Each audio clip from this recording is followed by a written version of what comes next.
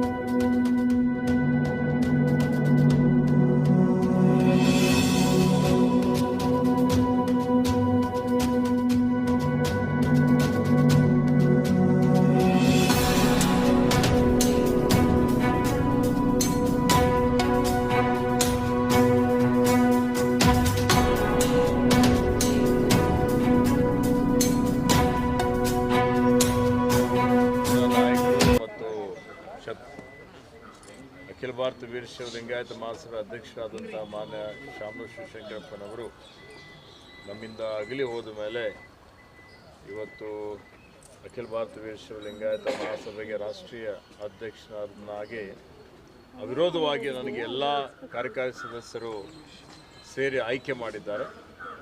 ನನ್ನ ಮೇಲೆ ಒಂದು ವಿಶ್ವಾಸ ಇಕ್ಕಿದ್ದಾರೆ, ನಂಬಿಕೆ ಇಕ್ಕಿದ್ದಾರೆ. ಅದಕ್ಕೆ ನಾನು ಅವರಿಗೆ ನನ್ನ ಪರವಾಗಿ ಎಲ್ಲರಿಗೆ, ಕಾರ್ಯಕಾರಿ ಸಮಿತಿಯ ಸದಸ್ಯರಿಗೂ, ರಾಜ್ಯ ಘಟಕದ ಪದಾಧಿಕಾರಿಗಳಿಗೂ, ಜಿಲ್ಲಾ ಘಟಕದ ಅಧ್ಯಕ್ಷರುಗಳಿಗೂ ಮತ್ತು ಅಖಿಲ ಭಾರತ ವೀರಶೈವ ಲಿಂಗಾಯತ ಮಹಾಸಭೆ ಎಲ್ಲ ಸದಸ್ಯರಿಗೂ ಕೃತಜ್ಞತೆಗಳನ್ನು ಸಲ್ಲಿಸ್ತಾ ಇದ್ದಾನೆ.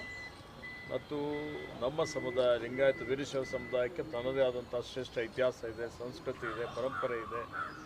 ಮಾನವ ಧರ್ಮಕ್ಕೆ ಜಯವಾಗಲಿ, ಧರ್ಮದಿಂದಲೇ ವಿಶ್ವಕ್ಕೆ ಶಾಂತಿ ಅಂತೇಳಿ ಎಲ್ಲರಿಗೂ ಒಳ್ಳೆಯದಾಗಲಿ ಅಂತ ಹೇಳಿದಂಥ ಈ ಒಂದು ಸಮುದಾಯ ಸಕಲ ಜೀವಾತ್ಮರಿಗೆ ಲೇಸನ್ನೇ ಬಯಸಿದ ಬಸವಾದಿ ಶರಣರು ಅಂತೇಳಿ ಹೇಳಿ ಪ್ರತಿಯೊಬ್ಬರಿಗೂ ಈ ಭೂಮಿ ಮೇಲೆ ಹುಟ್ಟಿದಂಥ ಎಲ್ಲ ಜೀವಜಂತುಗಳಿಗೂ ಒಳ್ಳೆಯದಾಗಲಿ ಅನ್ನುವಂಥ ಒಂದು ಆರೈಕೆ ಮಾಡಿದಂಥದ್ದು. ಸರ್ವರಿಗೂ ಸಮಬಾಳು ಸಮಪಾಲು ಅಂತೇಳಿ ಸಾಮಾಜಿಕ ನ್ಯಾಯ ಪ್ರತಿಪಾದನೆ ಮಾಡಿದಂಥ ಈ ಒಂದು ಸಮುದಾಯ ಇವತ್ತು ಏನು ಹಿಂದಿನಿಂದಲೂ ಇವತ್ತೇ ಅಂತಲ್ಲ, ಎಲ್ಲ ಕಾಲದಲ್ಲೂ ಎಲ್ಲರಿಗೆ ಇವತ್ತು ಅನ್ನ ಕೊಟ್ಟು ಆಶ್ರಯ ಕೊಟ್ಟು ಬರೀ ಲಿಂಗಾಯತರಿಗೆ ವೀರಶೈವರಿಗೆ ಅಷ್ಟೇ ಅಲ್ಲ, ಎಲ್ಲ ಜಾತಿ ಎಲ್ಲ ಸಮುದಾಯದವರಿಗೆ ಇವತ್ತು ಬೆಳೆಸಿದಂಥ ಒಂದು ಕೀರ್ತಿ, ಒಂದು ಶ್ರೇಯಸ್ಸು ಈ ಒಂದು ಸಮುದಾಯಕ್ಕೆ ಸಲ್ಲುತ್ತದೆ.